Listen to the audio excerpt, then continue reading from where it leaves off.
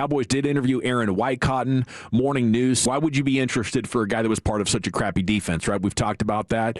They say he's perhaps the only potential in-house candidate because he's one of the only assistants not tied to Eberflus.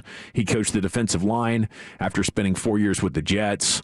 This feels like a long shot, though, considering he's never been a DC, but it would be interesting. Might be a respect, kind of thing. He'd been around people like him.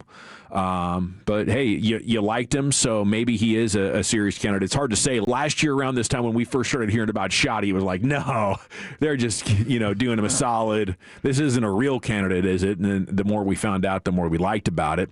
You also have the former Arizona Cardinals head coach, Jonathan Gannon, as he's going to have an interview, and Zach Orr was DC with the Ravens, right? Yes, and he was with Shoddy. They've got crossover from their time in Jacksonville together.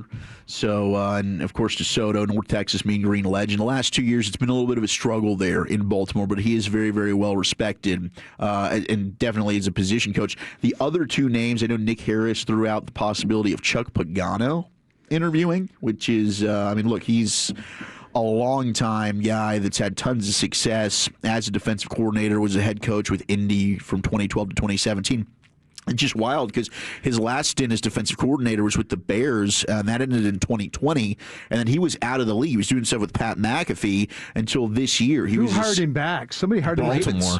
Yeah, so this past year he was the senior defensive assistant secondary coach with the Ravens. So he was out of the league from 2020 to 2025, kind of doing that Phillip Rivers thing. We're like, all right, let's give Homek another shot here. So maybe Pagano, and I know Bobby had mentioned the name, Sean said this morning, Jonathan Cooley, the Panthers secondary or passing game coordinator, and he's got a resume going back with the Rams.